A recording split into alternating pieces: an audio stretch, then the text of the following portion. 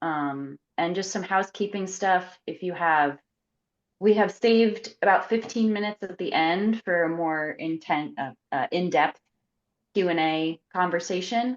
But you're welcome throughout the chat to put questions in the chat portal in here or the Q&A portal.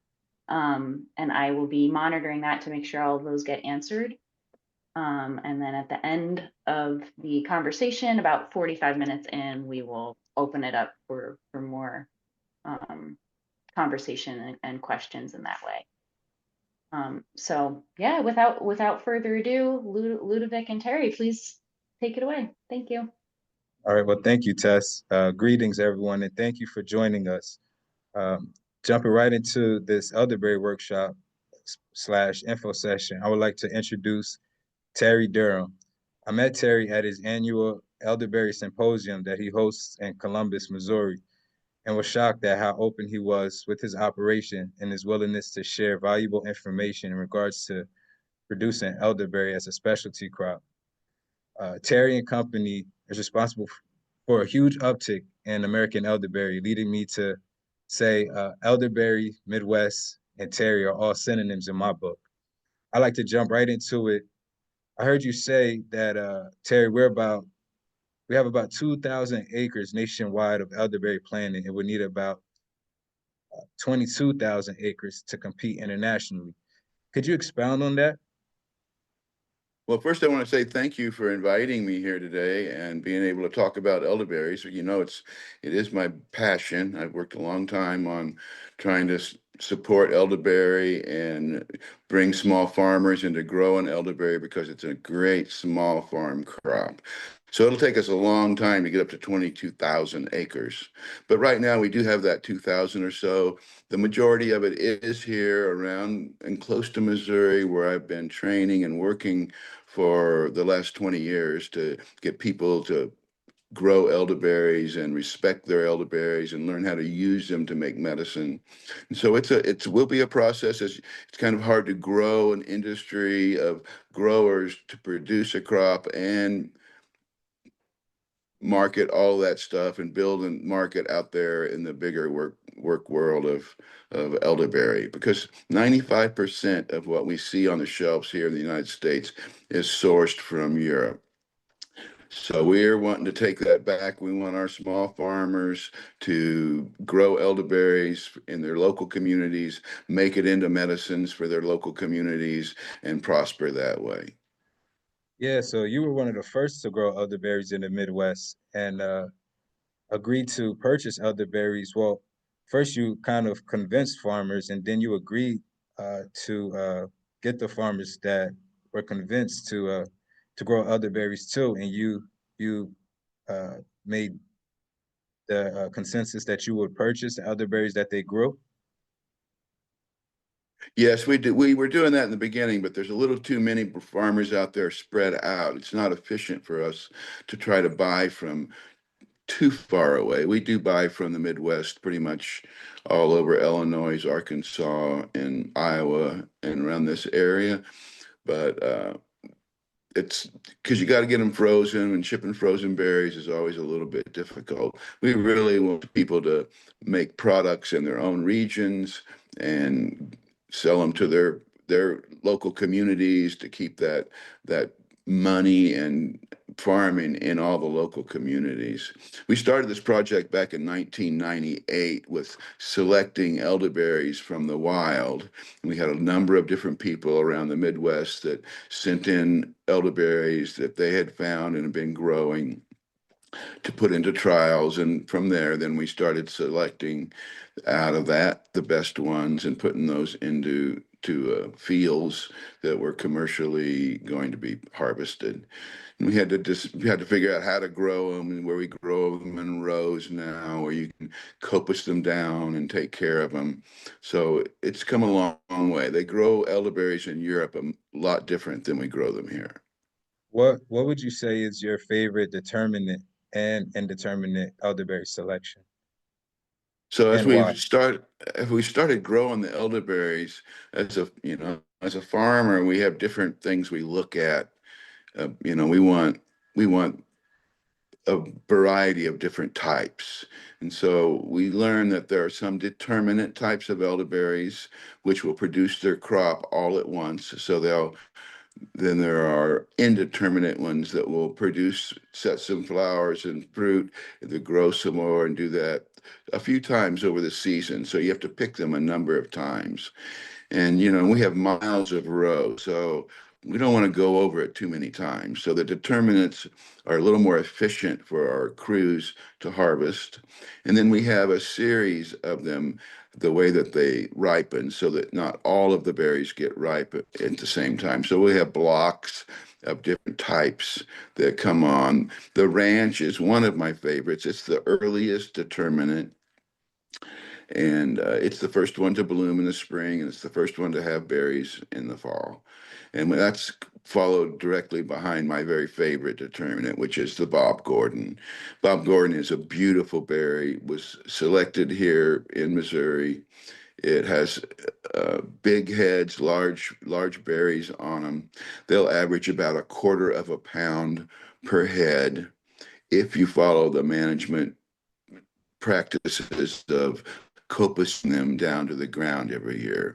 One of the things that we've learned is that if you coppice the plants down in the winter, like right now is when we're doing that, it synchronizes the growth of the plant so you have 1-year-old wood coming up, and it will get a large flower on the end that's usually twice as big as the flowers on the older plants if you don't cut them down.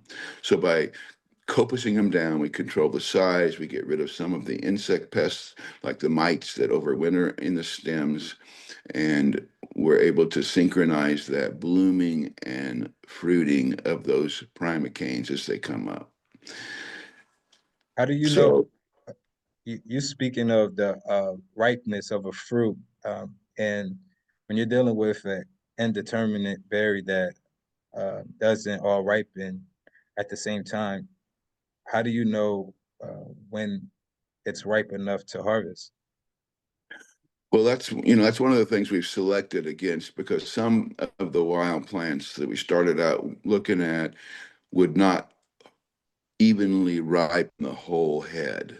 And so that's one of the things that's really important. We want an even ripening of that head.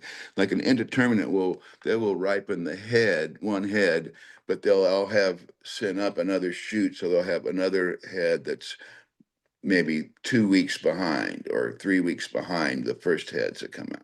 So you have to go out to the field to pick it more often. Sometimes if you don't have even sun on your plants and stuff like that, you can get inconsistent ripening on the heads. But you want to get most of all of it dark purple before you harvest it.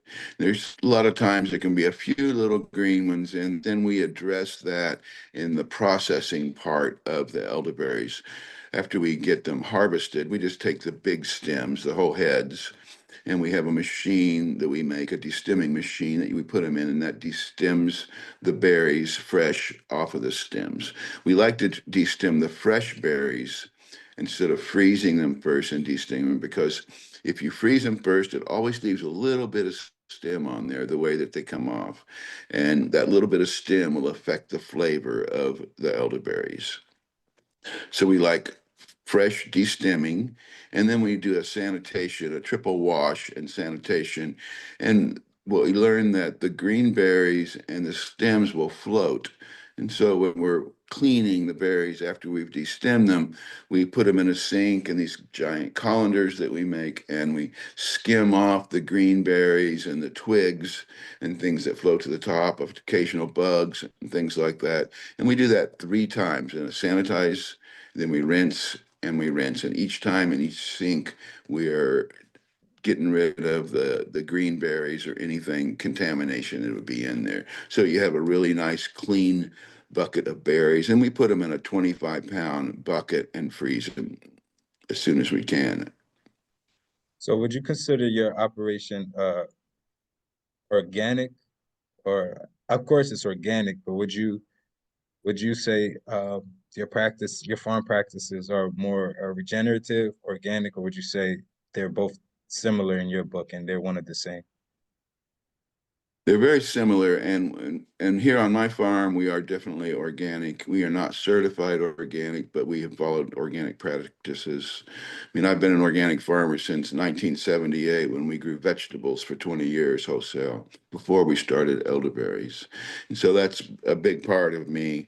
And I'm just got out of being a director for the Missouri Organic Association after many years, giving that a little rest for a while.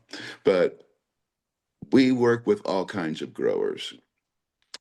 We know that not everybody is able to do everything organically. It is more expensive. There are some different pest pressures that people have that, and soil quality and that kind of stuff, which is what regenerative is really about. It has a big effect on that stuff. We're a lot of our fields that we take on are traditional crop fields, so they've been farmed a lot, usually conventionally, and so it's a process of bringing the life and the health and nutrition back to the soil, which we can do in a permanent agriculture like the elderberry, because we're not doing that tillage, we're not trying to mess the soil up. We're just mulching and keeping the weeds down with mulch and then with labor. Yeah. So you harvest, you run the berries through the destemmer, and you're sanitizing them. And you said you have a triple wash station. What is are you just sanitizing? Are you just dumping it in water? What is it that you're We sanitizing? we use a organic certified sanitizer called Sanidate, and you mix that into the first batch of your triple sink. You test that with a strip, we have a whole program where we teach people how to do all this with the paperwork. And so you have to test that water to make sure it has enough uh, sanitizing agent in it, which you have little paper strips. So it's a physical strip. You stick it in there, you test it, and then there's a log where you keep a log of your sanitation in that sink. And then the first sink has got the sanitizer, and then we do a two rinsing, which is just water after that. And that helps And get you them cool down also. and with that desanitizing agent, the berries, there's no properties that are being lost, correct? No antioxidant No, properties or anything to that extent, no, right? it's just it's a type of a peroxide that this is what all vegetable growers need to sanitize their vegetables before they sell them. I mean, that's just part of the new food rules. So sanitation, especially if you're being inspected by the FDA and that kind of stuff, you need to have a protocol that you use to sanitize your vegetables. They need to be rinsed with some kind of a sanitizing agent before you sell them. Right.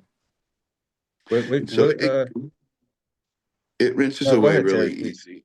I mean, the Sanidate rinses away really easy and then dissipates, and it's not a problem. It is a pretty strong um, disinfectant, and so some of our growers, and it's very expensive. Is the other problem with the organic sanitizers. They're very expensive.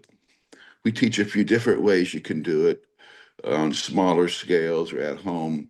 You can also, use a little bit of chlorine bleach, which people will use a small amount. It only needs about 50 parts per million to sanitize it. And we've learned a lot of city water systems already have that much chlorine in them to keep the pipes clean and sanitize the water. It has enough in there to be a sanitizing agent already. So we learned that because we were doing custom cleaning for people where we'd move our whole washing and de rig on. And one of the requirements is that we have to test their water to make sure that it's clean before we can use it to wash our berries. And we've learned that a lot of systems already have enough chlorine in them to be sanitizing the berries. What So, which berry produces the highest quality of flower in your opinion? oh, the flowers. Well, that's another whole aspect. And we've been working with some new flower varieties that we think that are superior for flowers. And one of those is the new Pocahontas. That's the last release from the improvement program. It's a very, very vigorous plant. It gets huge flower heads, up to 24 inches across, and it's pretty exciting. It's growing really well. We're starting to get more orchards planted to it. Has nice fruit quality and stuff. The other one that's coming on, that's all in the trials right now, that'll be being released probably over the next few years. It's not quite out. We still sell it because it's one of ours. It's called Coop.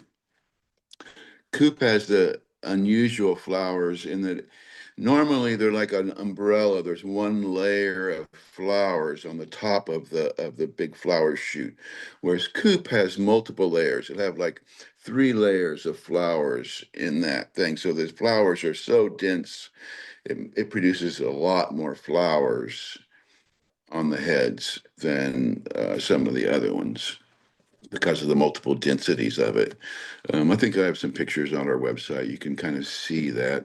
So that's just been in the trials for a few years. It's one that we selected from wild ones that just come up around our processing world here. So we have so many berries coming in, a few berries get knocked over somewhere, and then a plant comes up. And so we've been watching it for a while. It's a really good one coming on for the flowers. You know, for flowers, one of the things that we've learned through the research from the university is that most of the flowers are thermally dried. And thermally drying elder flowers, they lose a lot of the phenols and terpenes and the little volatile oils and things that actually are a lot of the medicinal qualities and the aromatic qualities of the elder flower. And so we do quick freezing of the flowers. We harvest our flowers early in the morning, right after the dew is gone off of them so that they're dry. And we put those in the same machine we use for the destemming of the berries, we can use for the flowers. And so we destem the shoots of the flowers and then we freeze those immediately. We try to do that all within 2 or 3 hours because the research shows us that if you take those flowers and then you put them on racks and start drying them, within a day they've lost almost 50% of their potential medicinal qualities and flavor and aroma and fragrance. And So that's we're from thermal most driving. And that's that's from from thermal thermally drying. dry. Yes. And so that's why we're trying to move people away from the thermal drying so much of the flowers to the freezing of the flowers. And then we use those frozen flowers to make a syrup. And then we can take the frozen flowers and we freeze dry those. And then we have a really strong flower medicinally to use because it doesn't lose all those precious aromatics and things that are in it. And the freeze-dried flowers are very strong. And so we use those in our new teas. We teach people how to put them into honey to make an elderflower honey. There's a number of different products that you can make with those frozen flowers. We just really would like to see the people begin to use more and more of the frozen flowers because they're so much stronger than the thermally dried ones. Yeah. Could you, we spoke briefly before we went live. I was hoping that you could touch on again the health benefits and the recent studies uh, of what elderberry, um, how they can help. That is, that's a really exciting place. But I am not a doctor. I'm a farmer. So I can talk about these projects. You can go and look them up. We put a number of them online on our website. The big list is at the Midwest Elderberry Cooperative Rep, our co-op up in Minnesota, Minneapolis. Um, that's where we keep all the science. And there's research papers on there for you to read. But the few of the really recent ones that have been coming out, the university just released their paper on their third human trial for Alzheimer's, where they've reversed cognitive degeneration in Alzheimer's patients using our elderberry juice. And that's the third high human trial that they've had now to do that. That particular one was for people that were just beginning down the road of having Alzheimer's, or they think they're going to be getting it. Maybe it's maybe it's genetic for them or something like that. It helps with the memory loss. I mean, your neurons in your brain are like they're electrical impulses, and they're moving fast up in the will attract free radicals from our body to those sites, and they stick on your neurons kind of like rust. And so that slows down that neural function with time. And so the elderberries have the ability to remove that plaque from the brain so that you can begin to get those neural functions faster. And so that's really exciting science that the University of Missouri is doing. We've been working on the project for a number of years, and we continue to get more. It's very expensive to do human trials, so it's really hard to get the money to do those, but it's getting easier as we prove it more and more. The other big study that just came out on weight loss and glucose metabolism is really exciting. That's work coming out of Washington State, where they have shown how it increases your ability to burn fat by, I can't, it's like 19% more efficient at burning fat. So it's an excellent weight loss drug. I can't call it a drug. It's a weight loss Supplement. mechanism.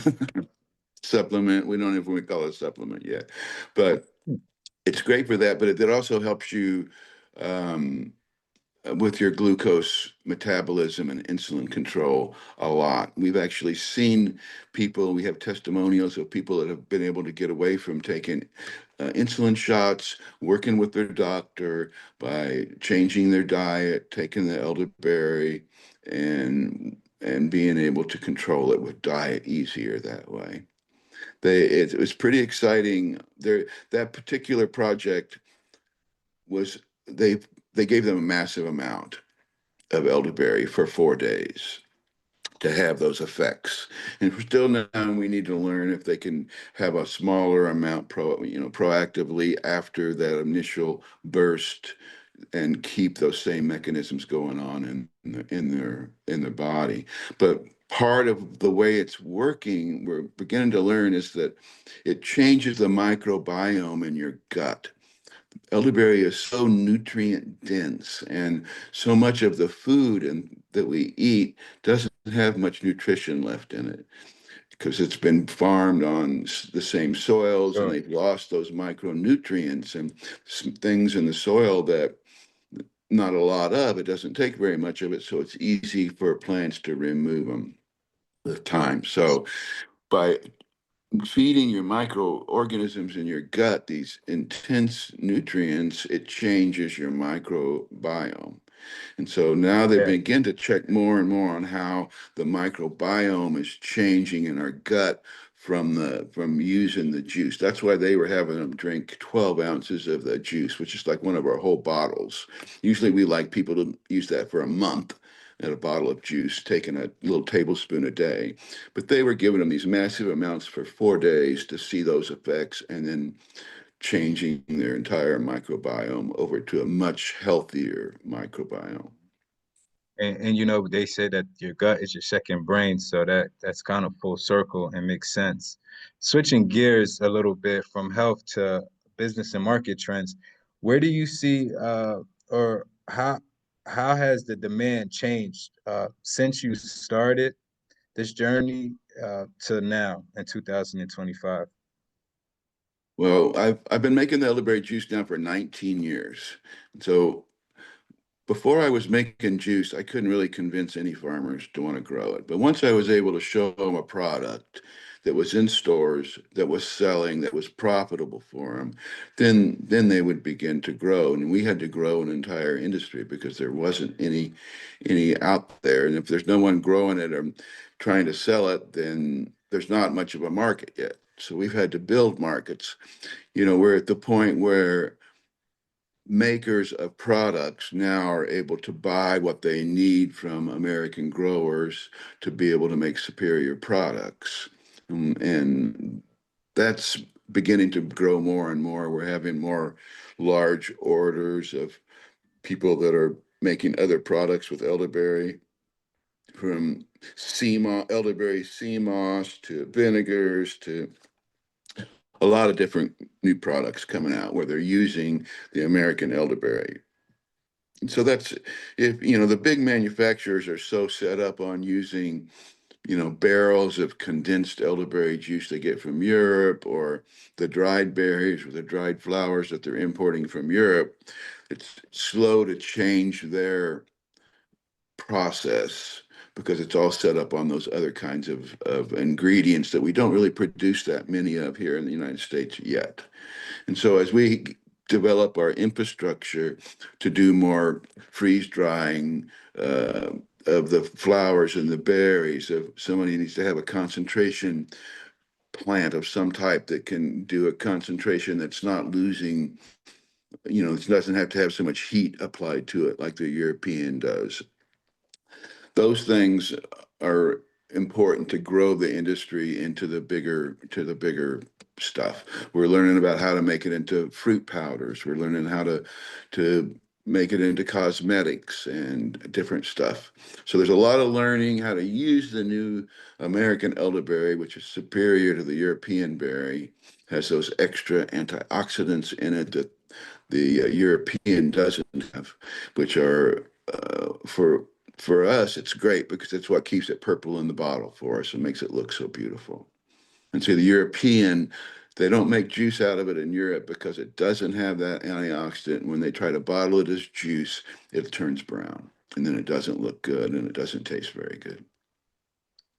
So, So so for the we so for see the that we small, see that the go yeah, I'm ahead. sorry, there's a lag. I'm sorry about that. Yeah, so for the small farmer, what would you suggest? How would they, what's the best route to store their elderberry after harvesting and you know, what would you suggest for them? How would they store their elderberry? Would you say freeze dry is the way to go for a small producer as well? It's probably easiest to do frozen berries. Some of our growers that just have like an acre, 2 acres, or up to 3 acres are able to sell most of their berries in small packages of 3 and 10 pounds or a 25-pound bucket to individuals that want to make their own syrups and wines and stuff out of those.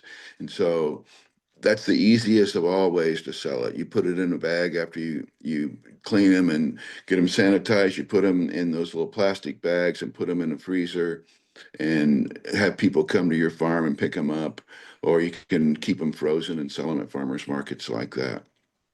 So we like the frozen, but then you have to have a freezer, which is a cost. And so you can um, bottle it right off the, you know, try to put it into a product as it's when it's fresh, if you don't have a whole lot, but freezing it's usually the easiest way to store it because you can only dry them so fast. Your dryer has a limited capacity. And so, you know, the bigger ones are pretty expensive. And the one we were using, the air that we had worked with that was drying for us, hers, we could put 1,000-pound berries in it at a time, which that was the, you know, you got to have that kind of a volume to be able to make it work. And so by using co-processors, they may be able to just take their fresh berries right to someplace that can dry them for them, or pick them someplace that can make them into syrups for you. Don't you know? It's nice to use co-packers if you're very big, but if you're small, you want to try to do it yourself, and because that's where you know where you can make a living on just 1 or 2 acres of elderberry if you add enough value to it and then direct market it to people. Then you can hit that $100,000 an acre on processing elderberries and selling them out there. Yeah, that's good stuff, Terry. What would you say is your best selling product with Elder, over at elderberry Riverville? juice. elderberry juice, definitely. We sell way more elderberry juice than we do anything else. And our juice made with certified organic berries sells the best over the conventional. Yeah. So we would like to see lots of small organic elderberry growers that are able to collect their fruit, get it sanitized, get it frozen, then from there to take it and add that value to it and turn it into products that they can sell. Because that's where you make your real money. People don't really know what, I mean, some people know what to do with elderberry, but most people are not willing or wanting to make it into those products themselves. And so, some things are very easy to make. Jelly is really easy to make. You Sure. can make maybe 80,000 jars of elderberry jelly off of an acre. And if you can sell those jars for, $10 each, you've made quite a bit of money off your acre of elderberries. But it's kind of hard to sell that many jellies. So that's why you make it into some different numbers of products. Products. Sure. And so juicing it's really easy after they're frozen. We started out with just like an apple press that you would use to make apple cider. That's how we started out pressing the berries. You don't want to put very much pressure on them because if you squeeze them too tight, you'll get the green goo, which is a processing problem. It's a oil that's in the skins and seeds, and if you squeeze it too hard, that oil comes out and it'll get into the juice and it gets into your presses and it's really hard to clean up. So doing that light press, not too hard, and it gives you the best quality of juice. And Where do you see the so if I ask you to look into a crystal ball and make some predictions, where do you see the future of the elderberry industry within the next 10 years, 5 to 10 years? for the next 10 years, I think that it'll still be a really good small farmer crop because it has to be handpicked. There's no machines, even though there are a couple universities that are working on harvesting machines. And I work with them and I know how it's very complicated because they ripen differently and it's a color thing. And so they won't have any machines for 10 years. I don't think that it will pick big amounts of elderberry. So the labor part of it is what gets to be hard. If you try to put in 10 acres, you got to have quite a few harvesters out there. You need about 10 people to do 10 acres and get it all processed into frozen berries. And so we like the idea from the very beginning. My friend Chris Patton, who started the Elderberry Co-op up in Minnesota with us, he he works on the bigger side of making products and for when we get more and more stuff going on a larger scale, but mostly Yeah. it's just the small processors. And our vision has always been that we wanted to train farmers all over the country to grow elderberries in their region, teach them how to make it into products so they can sell those locally and keep that money in the communities because there's no, we got to stop shipping all of our real commodities to the cities to sell because that just takes the money away. And what we've learned is that even with vegetables, it's really hard to pay the workers, the people that are out there picking the fruit, doing the hard work, enough money, unless you add value to it and take some of that extra profit you make from adding value to give back to your workers. Have Because you seen any U-pick operations? Do you know of any U-pick elderberry yes, operations? they are starting to be more and more U picks, and they seem to be working really good for people. And people will line up and they'll pay you a good price to pick them yourself. And then if you have some destemming options for them, so that you can put them through a destemmer for them, or you have some of our manual destemmers that you can use that they can destem their berries real easy with. It's like adding a little extra value to it. I know of several U-pick fruit operations that have started including the elderberry in their sequence of fruits that they would have for U-pick, from strawberries and blackberries Sure. and kind of there's a whole kind of a cycle of the small fruits that you can follow, and elderberry works really good for being there in the late fall. Okay, that's it's pretty good. That's pretty good. For uh what I'm doing with the Solstice Gardens, at some point I would like to incorporate a U pick. So hearing you say that, that's good because I think part of the work is getting the information out there and helping people reintroduce themselves to seeing food as medicine as well. And Yes. I think that provides that opportunity. Yeah, it's Definitely. it's it's so important. I mean, the so much of our food is just has no nutrients in it. It's just not, even the vegetables you buy, even the organic vegetables aren't always filled with high density nutrients because they farm hard. And I grew for organically for a lot of years, and you just can't hardly keep up with the demands when you're constantly taking off produce, removing all those nutrients from your farm. So having really nutrient dense plants like the elderberry, which hasn't been overly bred. These are still wild types of plants. They've not been selected for high yields or a lot of those things exclusively and bred for that.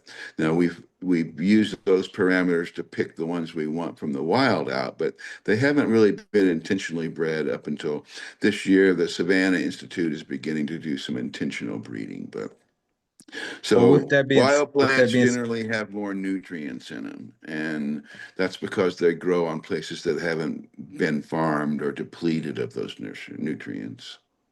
but don't the wild plants also, aren't there more viral also? And Oh, there's there.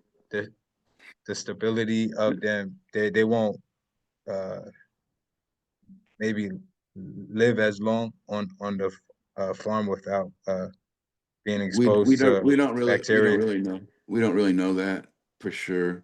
Now, Okay.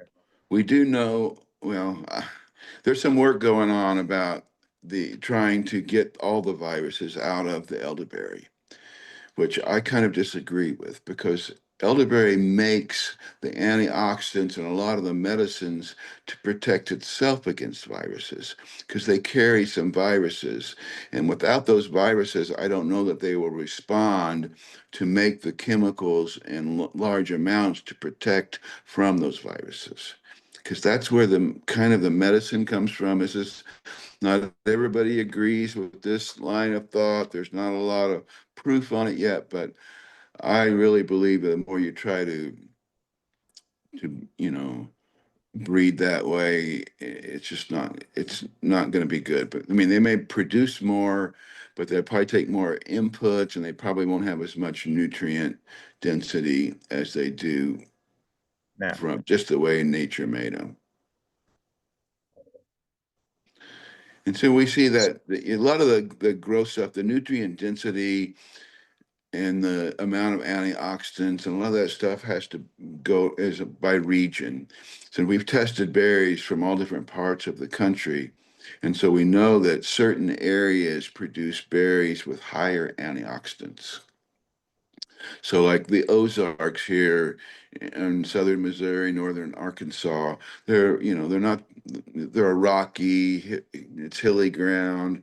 It's not like our Missouri river bottoms where it's really lush. And they produce more antioxidants in the areas where they're under a little more stress. So, yeah. the Well, wild ones do pretty good. There are a couple of viruses that are affecting some orchards that have gotten loose. We're not sure where they came from. They're still being studied. That's why it's really important to get your elderberry propagations from a nursery that gets inspected for viruses and stuff. And so you want to buy your cuttings from a certified nursery so that you don't get that. We have known, actually, I had a really good farmer in Arkansas that we bought a lot of berries from and worked with, and he had bought some plants from another source, and brought in that virus, and he went out of business last year and took out his 11 acres over it. So make sure you Thanks. buy from a source that's good, because it's real easy to make elderberry propagations, but you want to make sure that you're not carrying any virus on them. Wow. Well, uh, I want to jump into the chat. I see that we have a question here, Terry, and I'm gonna ask. The question reads, I understand that they must be cooked to eliminate toxicity. Do you heat the juice? So I'm assuming they're asking, do you Well, that heat a processed product? See, that's one of the fallacies about elderberry, because elderberry, American elderberry, does not have to be heated because it doesn't have the precursors of cyanide that the European does. And since most of what we bring in is the European, and all the recipes out there have been made for European berries, they heat them and cook them too much. Now we do have to process our berries a little bit, a minimum amount. We don't take them very hot, the minimum amount that the FDA will let us do it, and that's keeps the antioxidants in there. When you take juice above 180 degrees, you really lose a lot of its medicine. So we promote a process of making the juice using your crock pot that keeps it very low temperature so that you keep all that medicine in there, and it'll work. So if you're using American elderberries, you can eat them raw. You don't have to over process them, and you can make better medicine. All right. So here's another question. Uh, do you have any issues or solutions to protect elderberries from birds? So this is a pest question. Grow So what are more. you doing to protect your berries from the birds? We grow more mostly is what we do. And we see people trying different things, and you can invest a lot of money in fancy equipment to scare birds away. I mean, you can try to net them if you have just a little bit. Sometimes people will just put like little hair nets around each clump of berries, but that's a lot of work. And if you have very much, you can't really afford to do that. The thing with birds is that they come in to eat them when they're ripe. So they're not there for very long. And so if you can use a variety of different mechanisms to try to scare the birds, because it doesn't last, whatever you put up there only lasts a couple days to scare them. And so one day you might use some flashy mylar tape that swings in the off of sticks up above the orchard that would scare them. You might use uh, a loud burst of sound. Maybe you put your stereo on really loud out there one day. You know, if you use a variety, I mean, you can scare the birds for a day or so on a lot of those things, but they learn to come back. Now, if you're willing to put thousands of dollars into one of those mechanical laser scarecrows that, can see the birds and shoots a little X-ray or little light or something at them, or comes on with loud noises, those seem to work pretty well, but they're very expensive, and you have to have a lot of investment to make it pay for it. There are a few other alternatives. There's a harmonic tape you can buy that you spread over the top of your rows, very, very, make it really string it in there really tight. And when the wind blows through it, it makes this humming noise that keeps the birds from wanting to be in there as much. But that's a bit of a hassle to keep put up to. It does work pretty well. I've used it in my garden, or I've experimented it with a little bit, and I know that it works. But you have to have posts and things to be able to do that with. So here's another question. We have a question on how to start an orchard. So the question reads, protocol for fertilizing a new elderberry orchard. Organic practices preferred. So how are you fertilizing the plants and getting for new Yes, starter plants? as you know, we always encourage to mitigate all those risks from the beginning. So it's good to start your soil work a year ahead of time. You want to get a soil test so you know where you're at, where you're starting.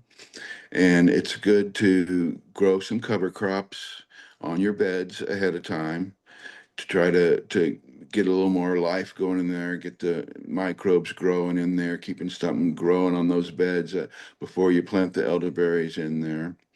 And then you want to check it and see where your fertility is.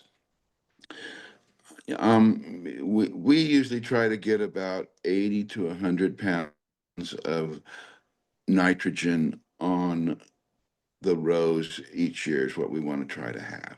And you can look online. We give some recommendations for amounts, but the real fertility comes from the microbial life in the soil. So really, we're wanting to feed the microbes.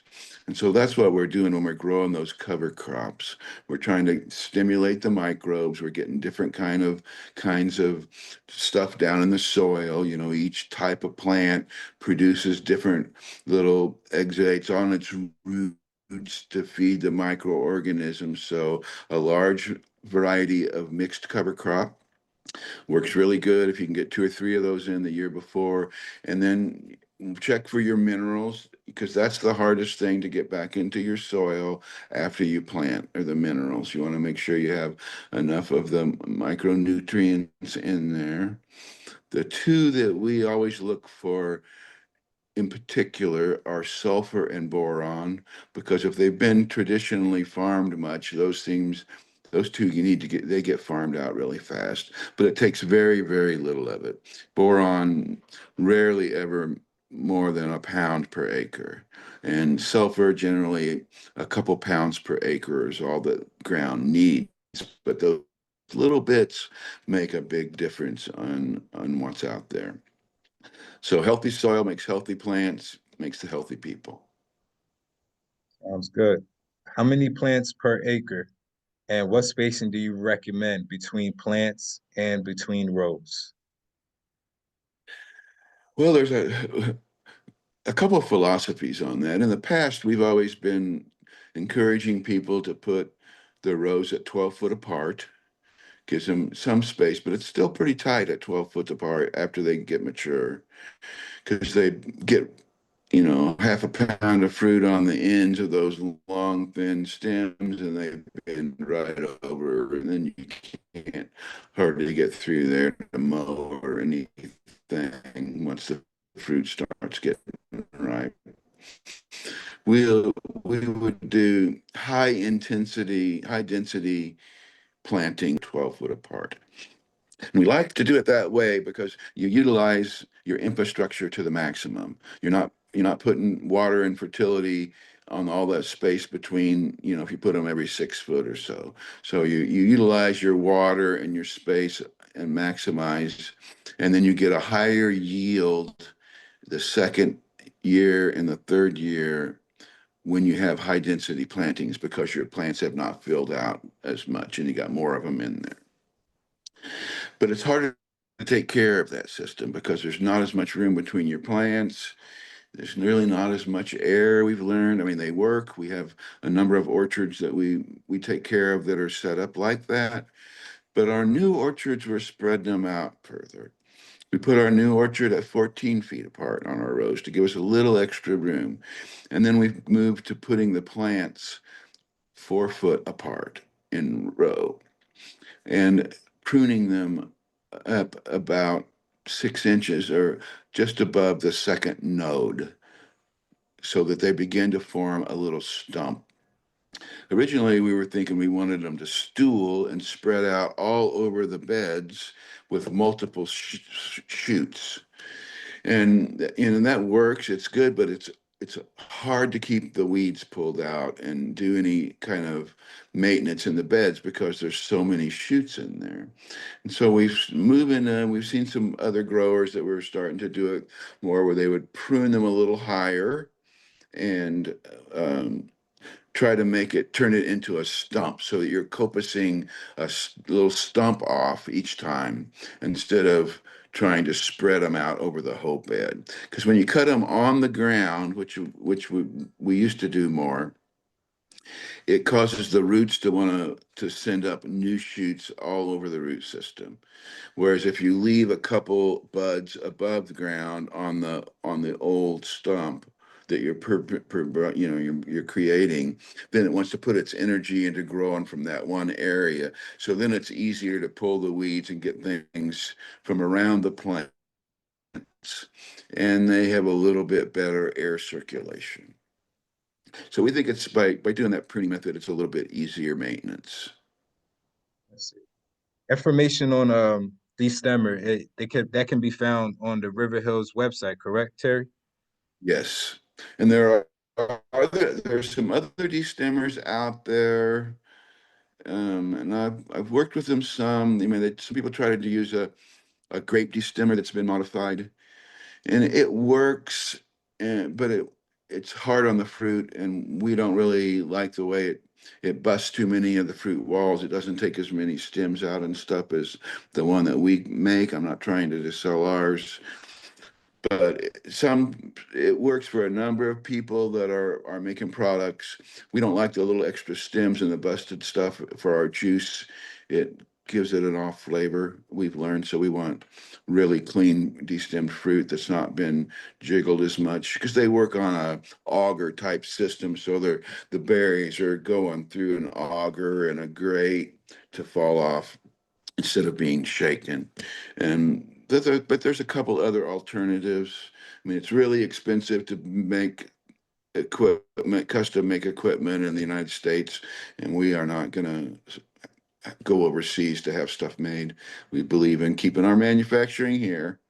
And so we manufacture all the stuff that we make right here in Missouri that we send out to the growers. The TED works excellently. We will only buy berries from people that use the bigger TED to clean. We have a hand destemmer that people use. It's really it's expensive, but it works. It'll last a lifetime. You can make boxes to do your own if you want. It's not really hard. If you can find some 3/8 inch stainless steel hardware cloth and make a frame, about a 4 inch deep frame, and put that on the bottom, and then you can just put the berries in there and move them from corner to corner, and the berries will come off. And you can do a lot an hour with those if you don't have enough. Our hand destemmer, we see people put 100 pounds an hour through. Another question. Well, it's in regards to freeze drying. What's the best way for a small farmer to freeze dry to preserve the medicinal properties? Well, you got to get a freeze dryer, and they're kind of expensive, but they are really handy. They're limited how much you can put into them at a time. But we have 10 freeze dryers that we keep running most of the time. And it's turning into a bigger and bigger thing in our business. We're selling more and more freeze dried berries, especially since we're not doing the thermally dried ones anymore, and or in the dryer, because we think they're higher quality. And you can do the flowers, and then lots of other things you can freeze dry in there. And because freeze dried keeps all the nutrients, we really love the way the freeze dryers work. So we see a number of people that are getting freeze dryers because you can put your fresh berries in there, or you can use the frozen berries in the freeze dryer. And then once you get them freeze dried, they're stable for a long time. There is a learning curve. You have to learn a little bit about freeze drying. It's not just like magic. We have had to learn to adjust our settings a little bit on the freeze dryers. We don't get them as hot as they would normally go for a lot of other vegetables, and adjust the time and stuff. But that's kind of, each freeze dryer is a little bit different. So we love the freeze dryer. It gives you that alternative to slowly freeze dry your crop and sell it, and they sell well, because that's not something that Europe produces much of. All right, Terry, I think we're coming up on our last question. This one reads, um, if asking about, I am in Canada, and they're wondering, is your elderberry course relevant to their growing area? Yes, I'd say yes, it is. And we have a number of people of Canada that were taking it. We work with some really excellent Canadian producers. We have chosen to not sell into Canada, and we send anyone from Canada, we send them to one of the growers that we work with in Canada. And the Elderberry Grove over in British Columbia is excellent. They make great products. He'll be coming down to Missouri for the conference coming up. And then in Canada also is there's Suro, Suro, out of Montreal area that makes really excellent products up there also. But growing of the elderberries is pretty much the same. Pruning is a little bit different. If you're further north, they prune a little bit higher than we do down here. And there are a few selections that don't do as well up north because they're indeterminate, so they're trying to produce fruit too late in the year to pick, which still happens here on some of the indeterminates. There'll be berries at frost on them. But other than that, it's a lot of the same stuff. When we have quite a few Canadian growers that are beginning to gear up and make products up in Canada, and we're really happy to see that. All right. Well, I would like to thank uh, everyone for joining us, and Well, hope. I would like to talk about what we have coming up really quick, if you don't Oh, mind, before we sure. get rid of Please do. everybody. Please We do. have several workshops coming up. If you want to have any hands-on experience, on March 15th, we will be doing a cutting and a propagating workshop, a mentoring workshop at the farm, and everybody will get to make cuttings and plant those up. On April 28th, we do a program for gardeners and homesteaders, and we'll teach them how to make different products, how to process and stuff on a smaller scale. And then the big one on June 17th to the 20th is the International Elderberry Symposium. And this is like going to be an incredible show. There's 3 tracks for 3 days, and all the new science that's coming out. There are a dozen new papers that'll be presented at that conference. People from all over the world will be coming in from Australia, Africa, South America, all the continents will be represented. So it'll be really exciting if you want to really get into the science and be hanging around 200 elderberry growers. That's the place to go. So Terry, I'm gonna ask that you repeat it, please, because I want to put it in the chat. We have some people that are asking for those dates one more time, if you don't mind, because they said it's not on the website. It will be on our website soon. We're just beginning to put those up. On March 15th, we'll have a hands-on workshop about dormant hardwood cutting and all the basic commercial growing of elderberries, and you get to take home a whole flat of plants or cuttings that you're going to make and plant up yourself. So we've been doing that for many years. People love it. Then on April 28th, we're going to be having our beginning growers workshop for gardeners and homesteaders, and we'll learn to make products. You'll get to take some products home that they make there, and we'll learn about how to grow them in your gardens or on your homestead to bring in a little bit of extra money. And then on June 17th, we will have National Elderberry Symposium. We'll be having a beginning growers workshop that day for people that are coming in for the big show. And we'll actually have some people from different areas from Florida and from Canada talking about the different ways to prune and take care of your berries in different climates. Then on the 18th through the 20th will be the International Elderberry Symposium, which It's going to be fantastic this year because of all the new science that's coming out. The scientists will be there presenting all their papers, and we're really looking forward for that. Then later on at Harvest, we will do an on-farm harvest workshop for just a few people at a time, where they will come and they'll go right out in the field with the crew, and they're going to be crew members, and they're going to pick the fruit and come back and do all the de-stemming and sanitizing and getting in the buckets. And so those are the 4 big things we have coming up this year planned so far, and I would love to see some of you all to come out there to it. Yes, yes, yes. I definitely will make sure that I make it out there. So I want to thank you, Terry, again for you taking the time out. I know the timing is different, so I greatly appreciate you making the time and the effort to supporting what's going on here on the East Coast. And I hope everybody that tuned in got your questions answered and left here with a little bit more than you came in with. So thank you again, Terry. You're And welcome. until next time. And remember, you can get an online, if you go to our website, riverhillsharvest.com, you can download our grower's manual and have a whole instructions of how to grow and do a lot of different stuff with elderberry. It's very informative, free to download. Thank you all. Thank you. Keep growing, as you would say, right, Terry? That's it. Keep growing. Stay healthy, everyone. Take care. Bye. Thank you so much, Terry and Ludovic. And just to follow up with everyone, I did put Terry's website in the chat. There's all kinds of resources for education, the de-stemmers he was talking about, and so many other cool things on there. So definitely check that out. And this recording will be available within a week or so. So I'll get that sent out to everyone as well. So thank you all.